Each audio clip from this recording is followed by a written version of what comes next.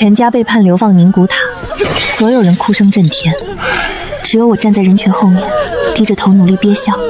宁古塔，我上辈子就是那儿的人，这不是送我回家吗？那边野兔满山跑，河里的鱼凿个冰窟窿就能捞，松子核桃遍地都是，怕什么？婉清，你还好吗？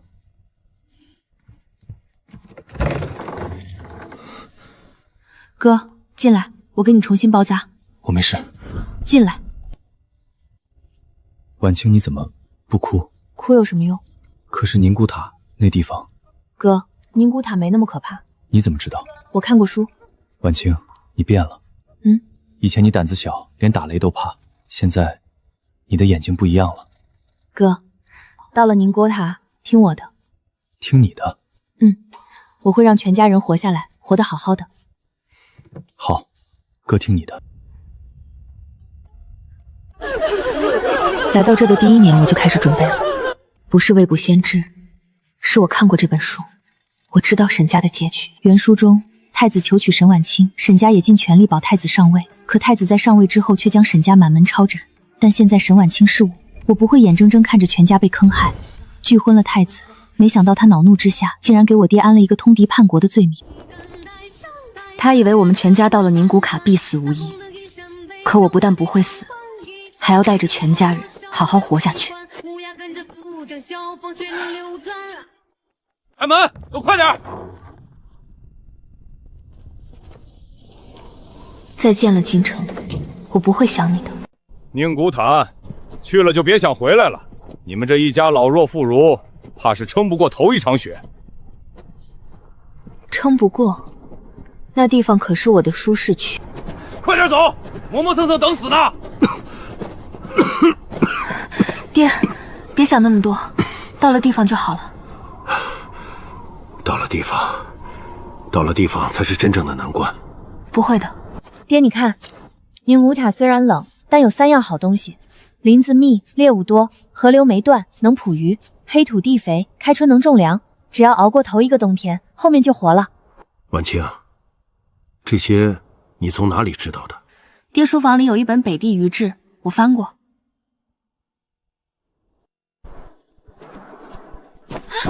怎么了？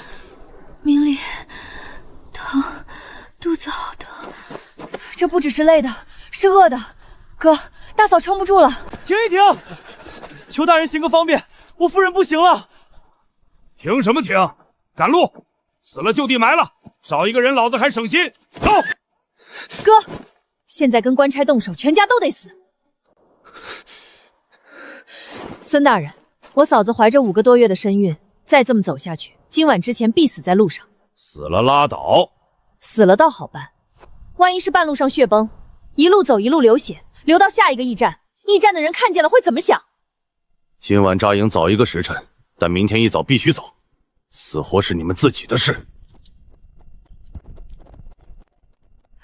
得吃点东西，得吃点热乎的，可咱们哪还有？娘，你看着大嫂，我去想办法。婉清，天都黑了，你……哥，照顾好大嫂，我1刻钟就回来。冰下面会有回水，鱼喜欢待在这种地方。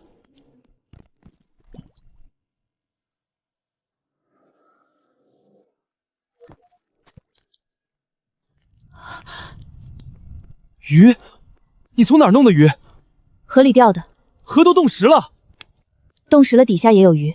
娘，找个能烧水的东西，把鱼炖了。大嫂现在最需要热汤。大冬天，河里结着冰，你怎么知道有鱼怎么钓上来的？以后告诉您，现在先熬汤。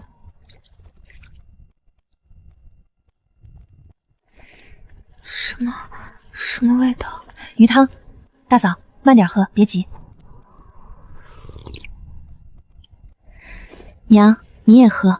婉清，你说到了那边，咱们真能种地？能住上暖和屋子？能。婉清，你到底是怎么知道冰冰底下有鱼的？哥，你就当我天生会吧。盖上点，别冻着。我们继续往北走，风越来越冷，雪越来越大，但队伍里的气氛跟出发时不一样了。我娘不哭了，我爹的背挺直了一点，我哥背着大嫂，步子稳得像座山。他们开始相信一件事，到了宁古塔，也许真的能活，因为他们的女儿、妹妹、小姑子，好像什么都会。这就是柳条沟，宁古塔最偏的一个留人安置点。再不安顿下来，用不了3天就得出人命。沈家的，过来！沈大人啊，久仰久仰，京城来的大官到咱们这穷乡僻壤来了，哎呀，委屈您了。老六，带沈家的去他们的屋子。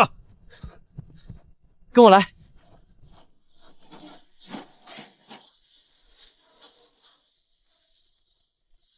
就这间。就这？口粮呢？赵管事安排的，我也没办法。官府拨的安置口粮，每户50斤粗粮，2床棉被，在哪儿？这个得问赵管事。那棉被呢？也得问赵管事。我去找他说。哥，别去，现在去闹，除了挨一顿打，什么都得不到。那就这么忍着？不是忍，是先活下来。破是破，但有3面墙，有屋顶，虽然漏，但能修。哥，跟我进山。现在？现在，趁天还没黑。哥，你去那边砍干柴，要死树，活的砍不动，粗的细的都要，越多越好。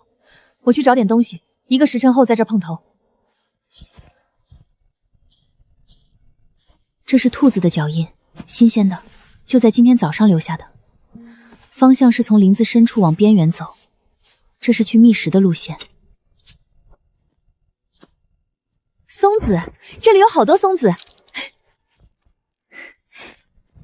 套住了，2只。其实我也不是运气好，这个季节这种地形，兔子的活动路线几乎是固定的。走吧，哥，回去干活。哥，你去捡松枝和干草，越多越好。爹，你把兔子处理了。娘，塞得越紧越好，这样今晚就能挡住大半的风了。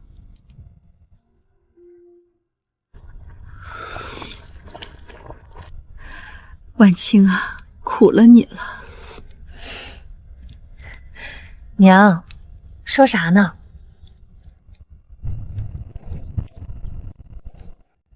哥，跟我干活。干什么？盘炕。盘炕？对，没有炕，这屋子住不过3天。你说怎么干？你去屋外找一些拳头大小的石头，再和一些滑泥，先期验道，这是炕的核心。婉清，你以前盘过炕？没有，书上看的。这炕要慢慢烘，不能急，火太大泥会裂，得小火慢烘，让它一点一点干透。黄泥加碎草和匀，一层一层往墙上抹，把所有裂缝破洞全部封死。抹一层，等半干，再抹一层。热的，是热的。今晚睡炕上，不会再冷了。婉清，谢谢你。爹做了这么多年的官，竟还不如你。爹，好日子还在后面呢。沈家的，来给你们送粮了。沈家丫头有2下子啊。赵管事尝尝。不错，行，是个有本事的。一碗肉汤，让他知道我不是软柿子。他背后的人，知道我们一家人没被冻死，迟早会再出手。不怕，让他们来。挑挑拣拣，能吃的大概剩1半。 5口人10斤粮，省着吃也最多能吃5天。靠招标那点施舍活着，迟早得饿死，得自己想办法。又要进山？今天多待一会儿，多弄点东西回来。我跟你去。行，但你听我指挥。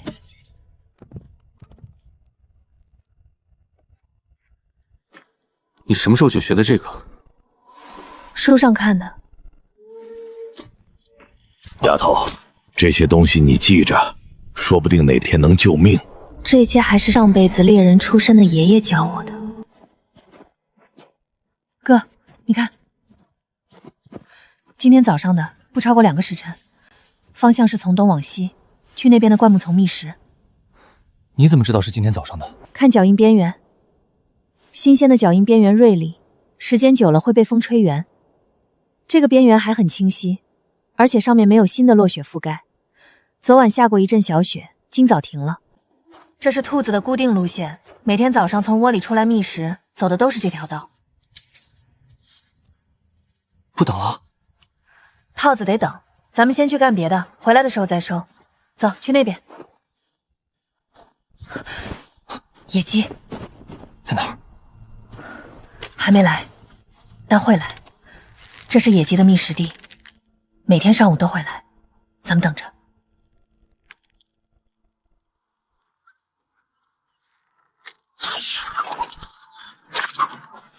叶婉清，你到底是谁？你妹妹，走，捡鸡去。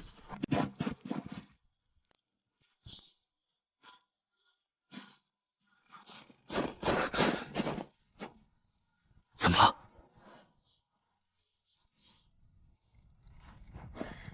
丫头，这套子是你下的？是我。位置选得好，高度也对，引导之差的讲究，逼着兔子只能走中间。你师傅是谁？没有师傅，自己琢磨的。骗人！这手艺不是琢磨出来的。你跟谁学的？我叫巴图，在这片林子里打了40年猎。你这丫头的追踪手法，我见过的猎人里头10个有9个不如你。巴图大爷，我是沈家的新来的留人。留人？留人里头还有你这样的？什么样的都有。有意思。小丫头，你那兔子打算怎么处理？肉吃掉，皮子留着做褥子。肉吃不完呢？腌起来。怎么腌？盐搓一遍，花椒水泡半天，挂在通风处阴干。要是没有花椒，用松针水也行，能去腥防腐。松针水，这个法子好。我以前都是直接用盐，冬天还行，开春就容易坏。松盐里有油脂，能在肉表面形成一层膜，隔绝空气。你这丫头不简单。拿着，这是我做的套子，比你那铁丝的好使，镀金搓的绳结实，而且不会冻硬。谢谢巴图大爷。别谢。以后你要是进山，往北走3里地，有个石头仔的窝棚，那是我的，有事找我。这是个好人，也是个有用的人。日子一天天过去，我几乎每天都进山，有时候带着我哥，有时候自己去。巴图大爷教了我好几种新的陷阱，落石陷阱、弹簧套，还有一种弯木和绳索做的吊套，专门对付大型猎物。一来二去，我们成了忘年交。但我心里一惦记着一件事，在进山的第5天，我发现了一处野猪经常出没的泥塘。冬天泥塘冻住了，但边上有一片被封的松林，地上落了厚厚的松塔和祥子。野猪冬天最缺食，这种地方就是他们的食堂。我观察了整整20天，摸清了他们的路线、时间、数量，一共5头，1头大公猪，3头母木，1头半大的崽子。我要那只半大的小崽子，只有它的攻击力最小。明天咱俩一起去打野猪。怎么打？我挖了陷阱，坑挖在他每天落单经过的窄道上3尺深，底下插了削尖的木桩。他掉进去之后，你负责补毛。我补毛？你力气比我大，1毛下去得扎透。我在旁边接应，万一大猪折回来，我负责引开。你一个人挖的坑？前后挖了3天。行，听你的。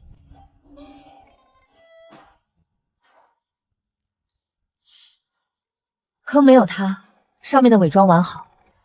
你藏在那棵松树后面，他掉进去之后，你冲出来对准脖子捅，别犹豫，一下子得捅透。知道了。我在左边那丛灌木后面，万一出意外，你听我指挥。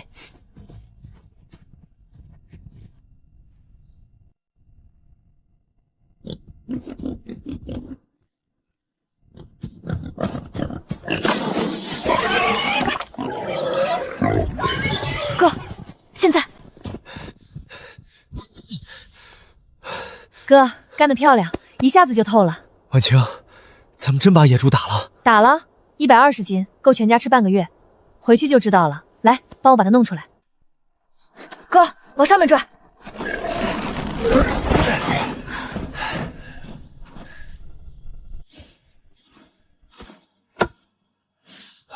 那是沈家兄妹，他们扛的什么？哦，野猪，是野猪，真是野猪啊！这得有100多斤吧？沈家那丫头和他哥打的。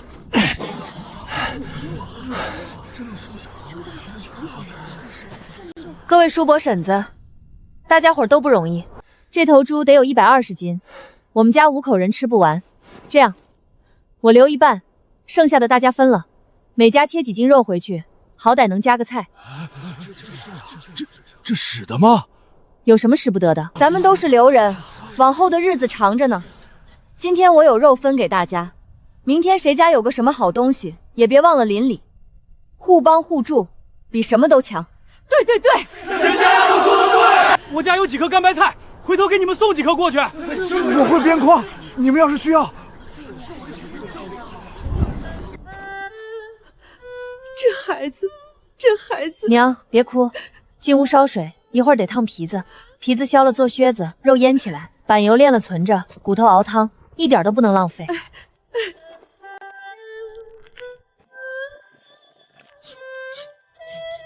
婉清，爹带兵20年，手下最好的兵，也不过如此。爹，这算什么？等开春了，我带您吃上新鲜蔬菜。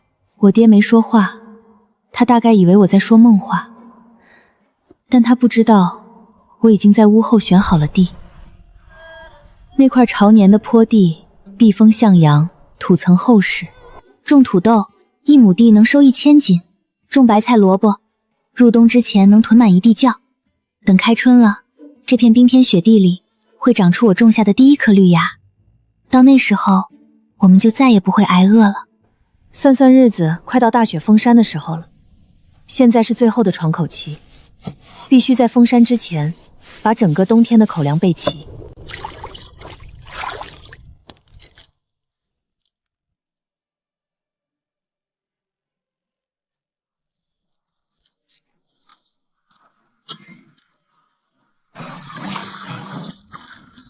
这玩意儿冻一下，真能放一冬？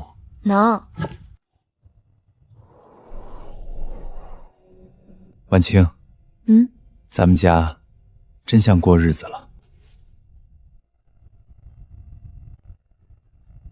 婉清，爹以前总觉得读书做官才是本事，现在看是爹想窄了。爹，好日子还在后面呢。巴图大爷，你把网借给我，我给你20斤鱼做报酬。你会东捕？会。我不信。不过借你了。我倒想看看你这小丫头还有什么本事。选这儿。这儿。河面3丈宽，两边有芦苇，水不深，鱼爱在这种地方猫冬。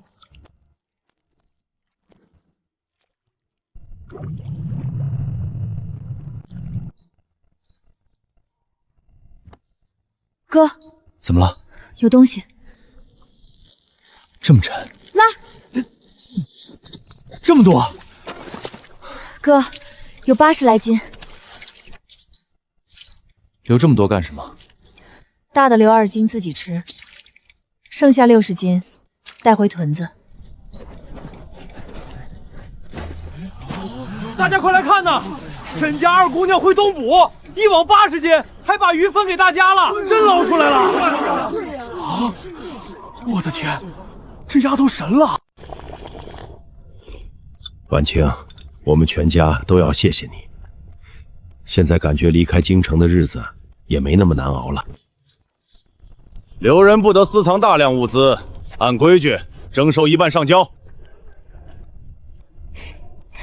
赵管事说的对，我家确实存多了。哥，把东西搬出来。各位叔伯婶子，赵管事说我家存粮太多，得分出去。他说的对，每家来拿2斤肉干，1条鱼，给孩子们加个菜。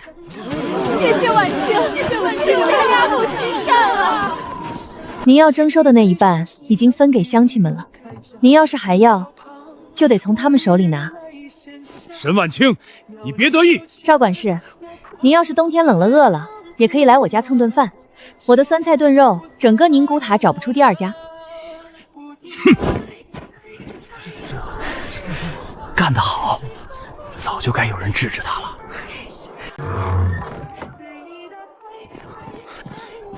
他会报复吗？会。为什么？因为赵彪吃了亏，下一步一定会来阴的。明面上他整不了咱们了，留人区的人都站在咱这边，但暗地里他有的是法子。那怎么办？防着。哥，从明天起，你每天多巡一圈院子，早中晚各一次。行。还有，你也要加紧练练功夫。还有一件事。还有事儿？开春之后，我得找个靠山。靠山？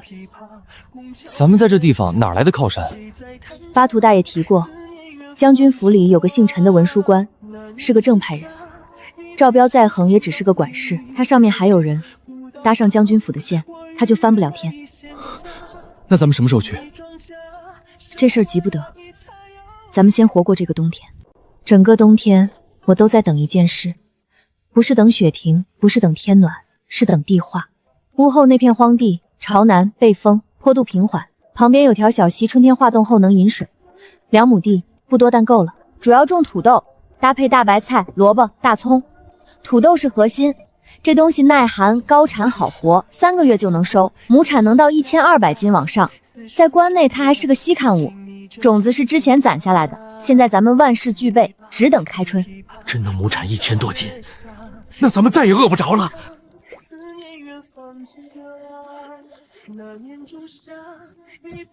开干，哥，这2亩荒地都要清理出来，草根石块全要清出来，翻完一遍还要再翻一遍，把土打碎打细。妹妹，我怎么觉得这比带兵打仗都累呢？哥，我来，你歇一会儿。土豆不是整个埋下去的，要切块，每块留2、3个牙眼，切面朝下，牙眼朝上，埋进笼里3寸深，间距1尺。这片黑土地可太肥了，我们就等着收成吧。婉清、明理，快回家，云舒要生了。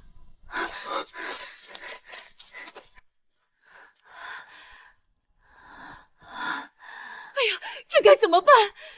云舒，我还没带你过上好日子呢，你可不能出事啊！爹爹哥哥，你们先出去，这里有我和娘。娘，你去烧热水，把剪子在火上烤一遍，干净布巾准备5条。婉清，你会接生？嫂子，听我的，疼的时候使劲儿，不疼的时候歇着攒力气，别喊，喊浪费劲儿。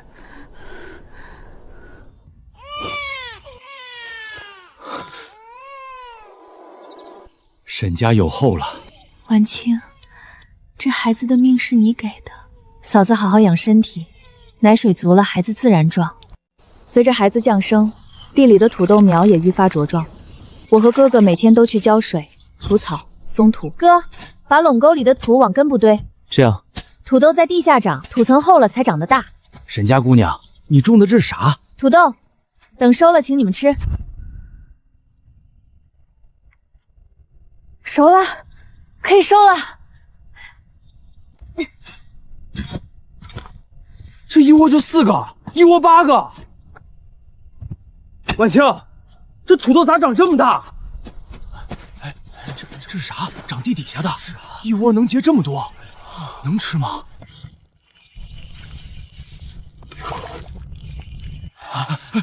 好吃，这东西好吃，比糙米强多了。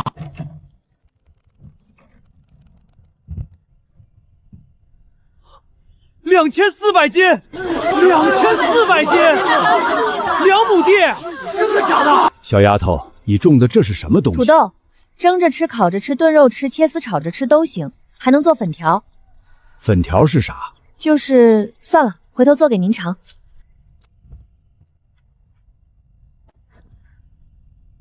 好，以后你就是我们部落的朋友，你要什么尽管开口。这是我土豆的种子，你们按照我给的种植图，什么时候种，埋多深，间距多少，什么时候培土，什么时候收。再过几个月，你们也能收获跟我种的一样的大土豆。沈姑娘，你这东西金贵，白送不亏吗？大家都种了，明年整个宁古塔都不缺粮。我一家吃饱有什么用？大家都吃饱了，日子才能过下去。听说了吗？沈家那个流放来的姑娘种了个叫土豆的东西，2亩地收了2400斤，还免费教人种。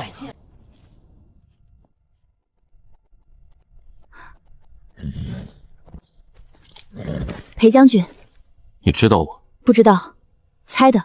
一般人也不会穿成您这样。您一个人过来，不是公事吧？不是公事，还专程跑到刘人的地头来，要么是来看热闹的，要么是来找麻烦的。您不像找麻烦的人。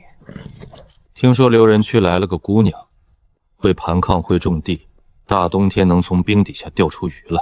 还听说你把赵彪治得服服帖帖。赵管事那是给面子，他不是给你面子，他是吃不准你。你从哪学的这些？天生的。北地驻军现有1200人，冬天伙食一直是难题，粮饷年年不够，士兵吃不饱就容易出事。你的土豆能供多少？今年2亩地2400斤，自家吃和分给乡亲们之后剩不了太多，但明年不一样，明年多给我一些地，加上肥料跟上，亩产还能再涨。一窝8个，一笼少说50窝。妹，你不会真是神仙吧？搭上了将军府，我需要更多的地，更多的人手，更多的肥料，还需要很多钱。我的下一步棋有着落了。我要开10副，地点我早就选好了。刘人区往东走半里地，有个3岔路口，往北通驻军营地，那是个天然的好位置。咱们刘人不能随便占地盘，得有人批。这倒是个问题，您就跟裴将军说，沈家姑娘想在3岔口开个食摊，给来往的兵爷和百姓提供热饭热菜。问裴将军能不能行个方便。好，既然你已经想好了，那我就去帮你跑一趟。沈家丫头，她说那块地没人管，你要用就用，别挡路就行。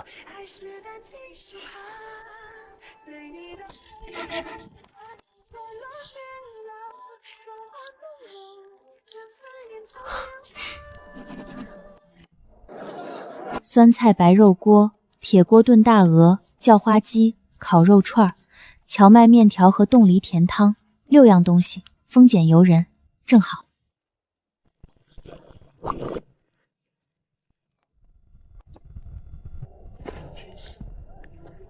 有啥吃的？酸菜白肉锅、铁锅炖大鹅、烤肉串、荞麦面，几位爷想吃啥？酸菜白肉锅多少钱？3人份的锅子30文，管饱。来一锅。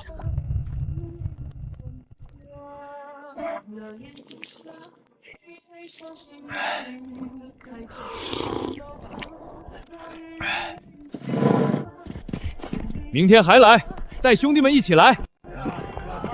小丫头，你这手艺真是没得说。巴图大爷的鹅好，我不过是借花献佛。哈哈哈哈哈哈。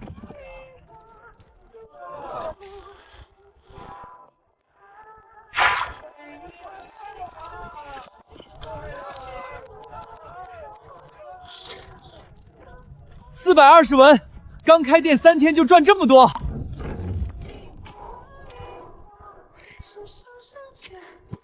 裴将军，吃点什么？1碗荞麦面。好嘞。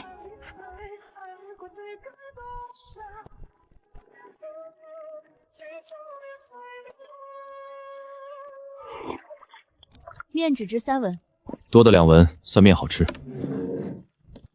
原来这个一脸冷笑的家伙也是会笑的。说到做生意，宁古塔最不缺的就是上等皮毛，貂皮、狐皮、鹿皮、熊皮。猎户们打了往镇上一卖，被中间商压到白菜价。一张上等貂皮在宁古塔收购价不过3两银子，运到京城转手可就是30两。这笔生意比酒楼大10倍。但要做皮货生意，光有钱不够，得有货源、有渠道、有门路，把东西运出宁古塔。8月净锐48到3000。9月还没过完，就已经入账38两。沈晚清，你以为攀上了将军就可以无法无天了吗？这次你可别怪我，要怪就怪你自己。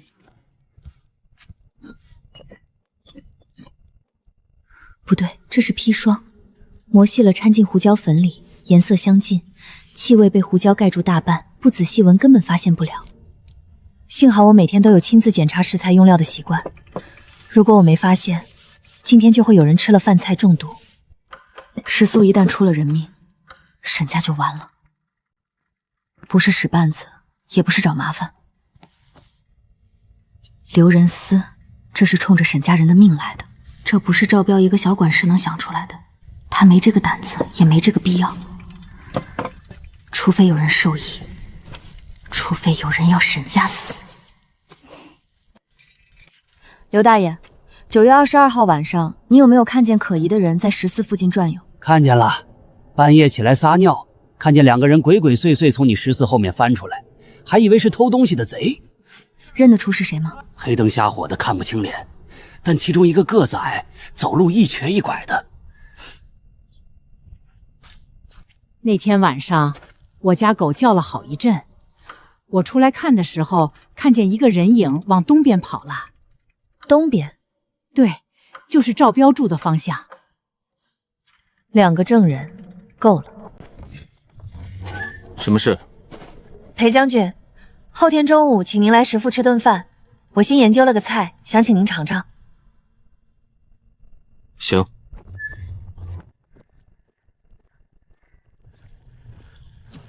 裴将军，还是荞麦面。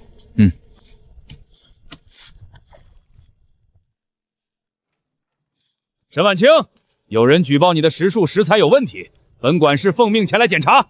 赵管事，什么问题？我这食材都是新鲜的，您随便查。哼。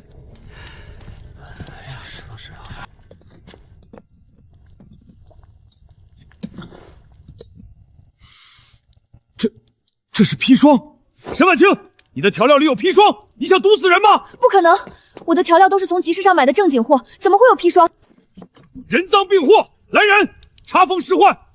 沈晚清涉嫌投毒谋害人命，押回去审问。且慢，将军，您怎么在这儿？本将今日受邀来此用餐，恰好遇上此事。赵管事，你说食材有问题，可有证据？证据就在这儿，砒霜混在调料里，分明是要毒死人。那本将军问你，你是怎么知道这里有砒霜的？你说有人举报，举报人是谁？举报人不愿透露身份。哦，匿名举报你就敢带人来查封？砒霜是要命的东西，你连举报人都不核实就敢定罪，这不合规矩吧？将军，事关人命，下官不敢耽搁。裴将军，这罐砒霜确实在我的后厨里，但不是我放的。不是你放的，是谁放的？这是你的师傅，是你的人放的。胡说八道！3天前，9月22号夜里，有人从我石这后厨的小窗翻进来，把这罐砒霜放进调料架。你有证据吗？有。刘大爷、张婶子，麻烦进来一趟，告诉将军你们那天看到了什么。那天半夜我起来撒尿，看见2个人从石灶后面翻出来，其中个子矮，走路一瘸一拐。我家狗叫了半天，我出来看的时候，看见一个人影往东边跑了。一瘸一拐的人多了去了，凭什么说是我的人？这是你手下的腰牌，刘仁思的，编号17。那天晚上翻窗进来的人走得急，不小心把这个掉在了我后厨的窗台下面。编号17。赵管事，你手下编号17的差役是谁？是李三，但这不能说明什么，腰牌可能是丢了被人捡去的。那就把李三叫来问问。去刘仁思，把编号17的差役李三带来。是。裴将军，这是刘仁思的内务，驻军无权插手。14供应驻军伙食，有人在食材里下砒霜，这不是内务，这是谋杀。驻军士兵也在这里吃饭，如果毒死的是我的兵，赵管事，你担得起吗？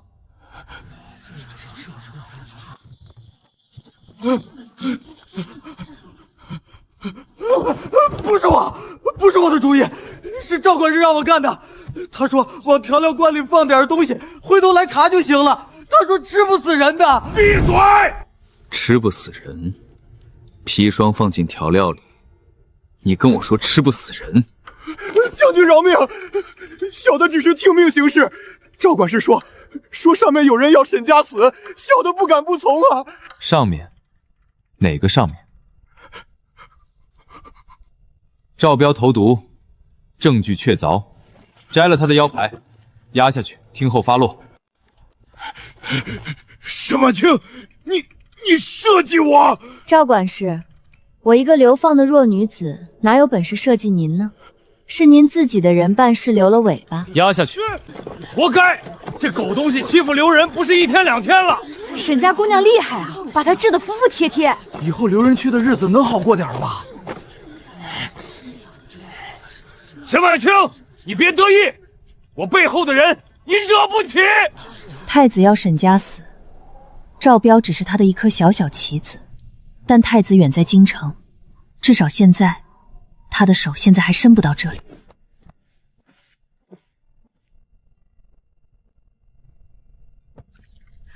今天的事，多谢裴将军。食宿供应驻军伙食，出了事我脱不了干系。沈婉清，赵彪说的话你听见了？听见了。上面要你们沈家死，你知道是谁？知道。知道还敢动他的人？不动他的人，等着他的人动我吗？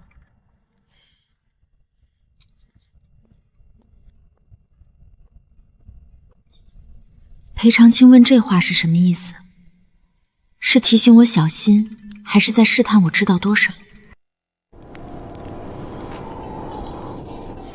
接下来我们要做皮货生意，货源是巴图图大爷的部落，加上周围散户猎人，每月能收上等貂皮20张，狐皮30张，鹿皮若干。收购价貂皮3两，狐皮1两5，生皮不值钱，但揉制好了价格翻几番。这些都不难，现在需要找人帮我们打通能运出去的路子。闺女，这个可行，就是咱们该找谁？裴将军毕竟有官职在身，不方便参与此事。我看最稳妥的就是去找商队。宁古塔虽然偏远，但每年春秋2季有商队来往，搭上一支靠谱的商队，皮货就能到京城。爹说的对，明天咱们就开始打听。赵彪只是第一关，太子的人还会来，下一个可能比赵彪更难对付。我得在他们来之前，把自己变得更强。赵彪总算不在了，这家伙欺负人不是1天2天了。沈姑娘，留人区有什么需要改善的，尽管提。天时来了，巴图大叔，把你的皮子都给我吧，我3两1张收，我出价比商队的高6倍。3两，你不亏吗？但我要最好的，无伤无虫、毛色纯正的皮子，我有渠道卖到关内，你放心吧。裴将军，今天找你是想跟你说件事，我要卖皮货。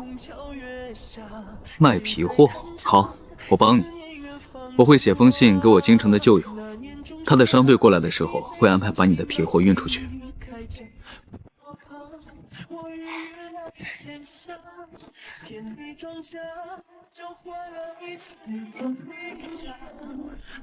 多谢掌柜。扣掉成本还剩400两，一笔生意顶实事干半年，这一趟竟然能赚这么多。爹，这只是个开始，我还有别的打算呢。爹，宁格塔的冬天地冻3尺，所有人冬天吃的都是腌菜、干菜、冻肉。我记得古书上之前写过一个法子，可以在地下挖火道上面搭棚，这样咱们在冬季也可以吃上新鲜的蔬菜了。婉清，爹跟你又学了一招啊！这件事让爹来。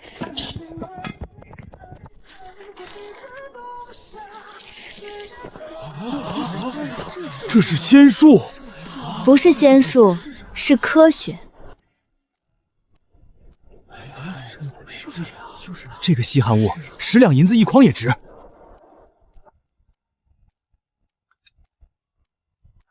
婉清，爹做了20年官，俸禄加起来都没这个数。所以啊，爹，当官有什么好的？裴长青这半年来的越来越勤，起初是巡逻路过，后来连借口都懒得找了，话还是少，但每次出现都恰到好处，像是算准了时间。我心里清楚这意味着什么，但我没挑破。现在还不是谈这个的时候。京城来的消息，太子登基了。新帝已经注意到宁发特审商后的规模，朝中有人进言，恐沈家生事。该来的还是来了。3年，从一间漏风的破窝棚，到宁古塔说一不二的存在，我用了3年，现在却不知道该何去何从。别算了，别算了，歇会儿，尝尝今年头茶草莓，晚清特意留的最甜的一筐。等会儿，就差最后一笔账。这个月刚开的铁匠铺子，驻军订了200副马掌，下个月还得加量。知道你能干，现在谁不喊你一声沈会长？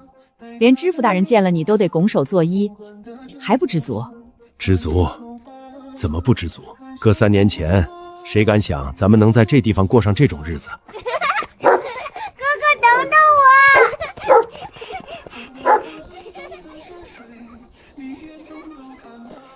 巴图叔今天带我们去西山了，运气好，套了2只兔子，晚上炖兔子肉吃。别光顾着高兴，京城那边怕是要来人了。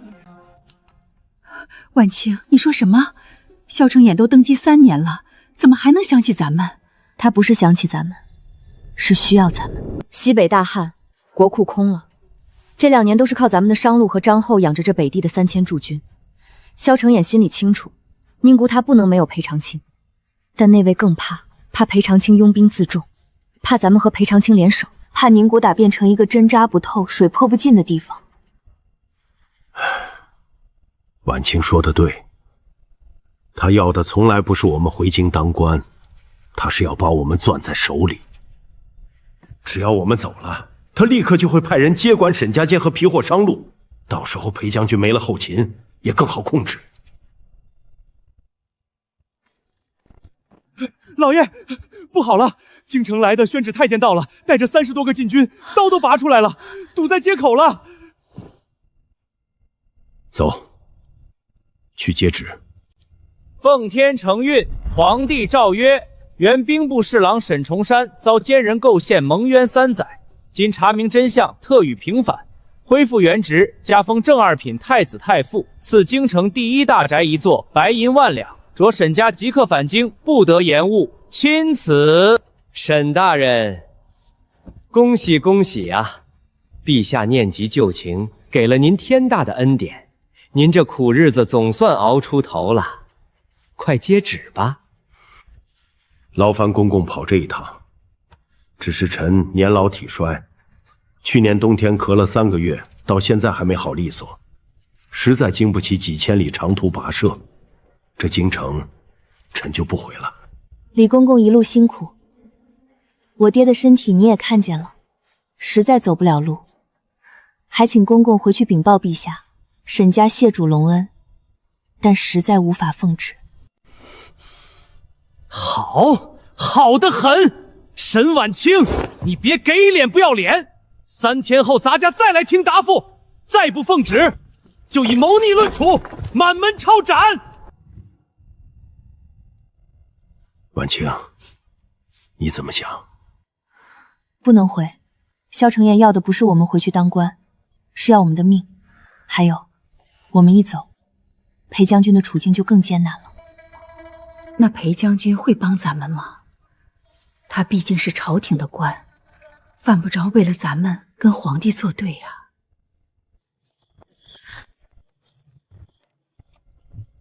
事情我知晓了，我帮你们。裴将军，万万不可！您是朝廷命官，要是因为我们沈家落个抗旨的罪名，这辈子就毁了。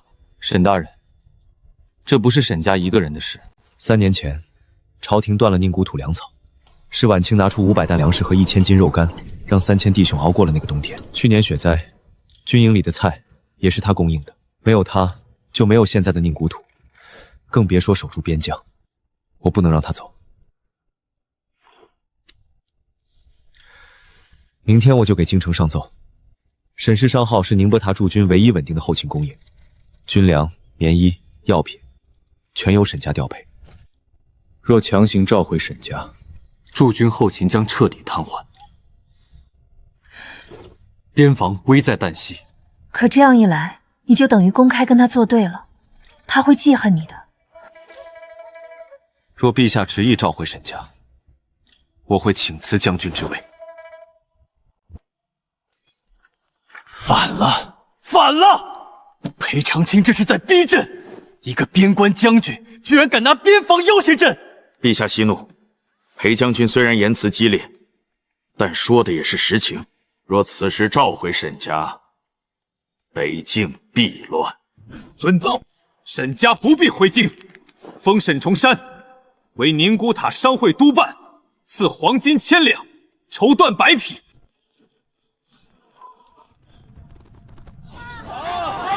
太好了，不用回京喽！风大，别着凉。都结束了。第2道旨意已经到了，萧承衍不会再来了。谢谢你，如果不是你，那我沈家不是为了你全家，是为了你。我不能让任何人把你从这里带走。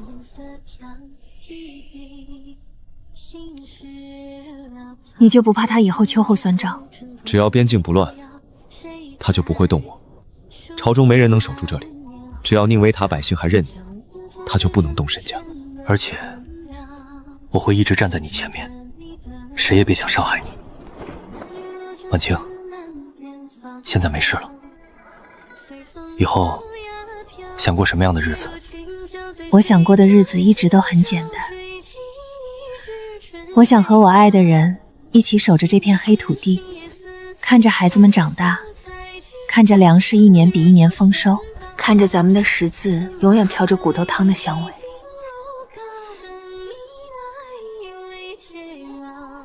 好，我陪你一辈子。